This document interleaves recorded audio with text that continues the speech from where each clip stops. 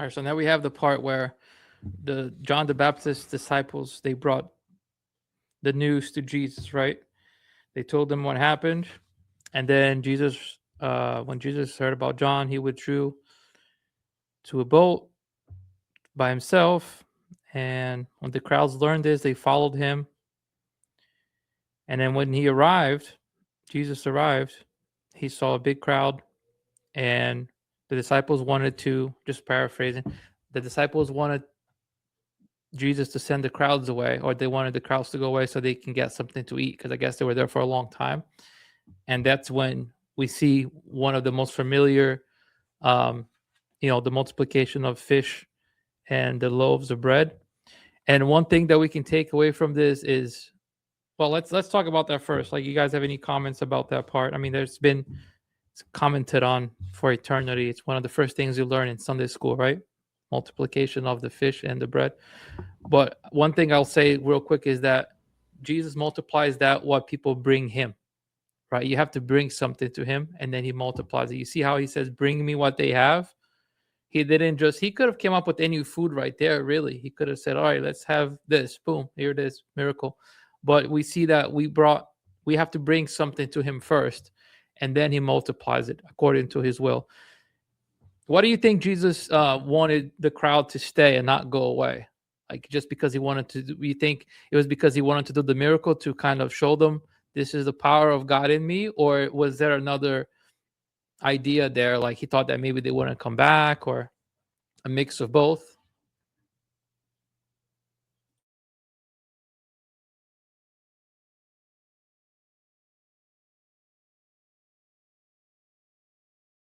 What's like, repeat your question again? Like, I said this. Let me see what the verse is exactly. When Jesus arrived, a large crowd, blah blah.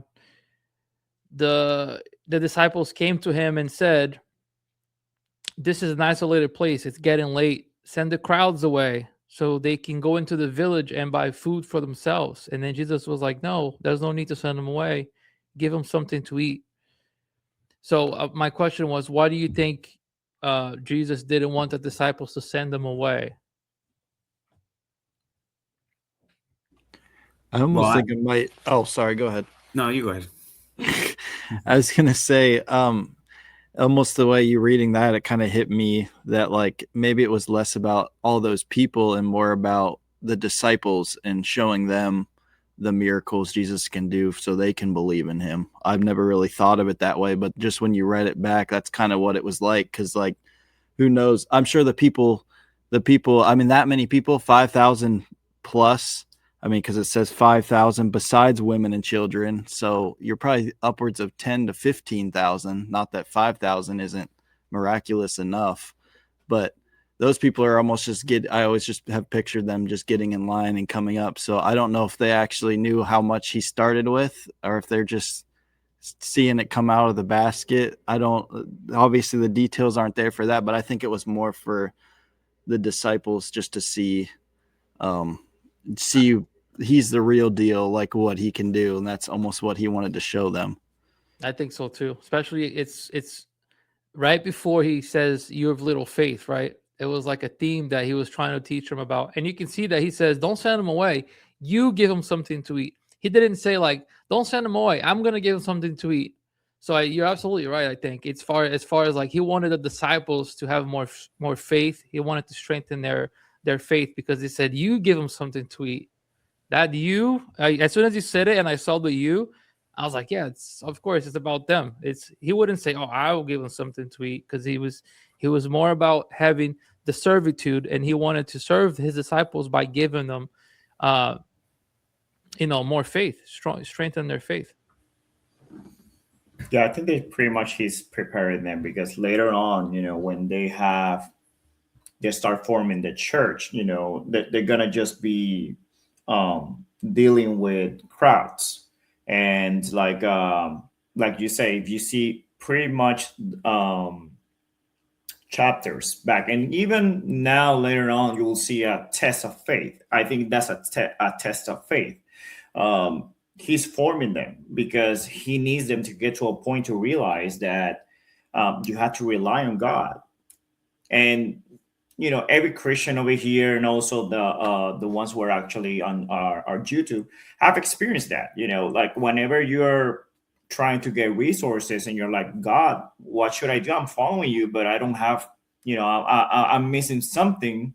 And that's the first thing that they had to learn when you're being sent. Rely entirely on God, because you will need that. You will need that entirely, because if not, I think that's actually one of the first tests of faith that every Christian has. When we start our journey to know God, the first thing that pretty much comes to our mind is just that, like if you have a job that you need to just change, or like you're having trouble with something, that's pretty much like the test that you're gonna just have to just pass on to get to the other level of things that require more faith. So I think it just reflects, us as Christians, when we start knowing God and we're like, well, what do you want me to do, God? I don't have anything over here. So Jesus is teaching them. And what actually caught my eye over here is that he first, when he was multiplying the things, what did he did first? What did he say first? He thanked God. And that should be the first thing that we as Christians have to do whenever we pray. Gratitude. Because that will remind us, what he has already done. And then you start like, opening your heart, and every, like I should just like ask like our YouTube friends, do a test and try to just visualize every good thing that God has done with you. Let's say it's a new job. Let's say you pretty much connected with a family member that is been like ages since from that person, or like you saw somebody just like turn to Christianity. There's miracles happening every day, but the things like people, they just think about the big things. And for me, there's simple miracles happening each day that if we just like think about it, there will be a long list. But obviously, you're tired, and sometimes when you're praying, your mind starts to get foggy. But if you do the exercise, you will find a lot of stuff to be grateful for. So it's an exercise that I would just like encourage you guys to do, because you will find a lot of stuff to be grateful to God.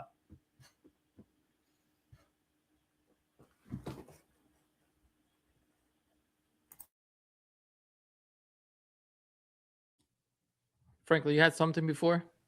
Yeah, no, I'm with you guys with that aspect of showing kind of like having the disciples have more faith in a way of like, look, this is what you guys have, this is what I could do, right?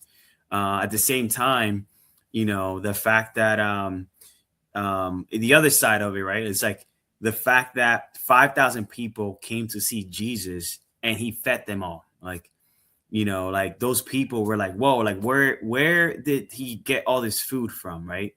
It says that they all ate and were satisfied, and the disciples picked up 12 baskets of broken pieces that were left over. So right there, double down, the disciples like, we only had this amount of food and we have leftover, and we fed 5,000, and the 5,000 people are also saying like, where is this food? Like, you got to think about like the time over there. Like, there was a lot of probably like food was scarce or somehow, in a way, right? Like they're fishing and doing all this stuff. So the fact that, think about like a party that you do at your house. Like, let's just say it's like 15 family members. You're running around like crazy trying to find all these catering places, right? Like there's like 15 people, right? Imagine 5,000. Imagine you go to a wedding, it's like 300 people, right? Like 200 people. And you'd be like, whoa, it was amazing. This is crazy. All this food everywhere. Everybody's stuff, right? And, that's kind of like 5,000 people. Like those 5,000 people were like, where did Jesus get all this food and his disciples, right? Like, so it's like a double teaching, for both, the disciples and the people that went to see Jesus. So, that's pretty cool. How that can even be possible, right? I mean, look at the quick lesson here, right?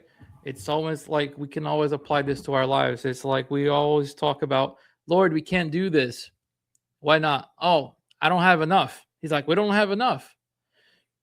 And we have nothing except 5 loaves of bread. So bring that to our lives.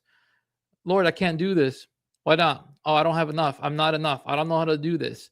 I don't know how to go out and preach the gospel. I don't know how to go talk to somebody about Jesus. What does he say? Bring it to me, right? Bring it to me. He goes, we don't have enough. And he goes, bring it to me. And then what happens after? After they brought it to him, Franklin said it. They multiplied. They had enough for everybody and over. That was left over. So whenever you're weak in something, just bring Jesus what you have. He'll not only multiply it, but also he'll give you abundance in that, right? If that's his will to accomplish. The disciples didn't know that this was going to happen, but they were willing to listen because they listened to every step. If they said, I'm not going to bring you, like, how are they going to, what are you going to do about this? I'm not even going to entertain this. There's no way. So they could have been skeptical. That could have played out in 1,000 ways where they wouldn't be responding to Jesus's. Of course they did at the time, right? Because it's Jesus. They were already brought into they were his disciples, right? But some people are just skeptical and they don't take the step that God commands them to take because of the skepticism. And look, they could have missed out.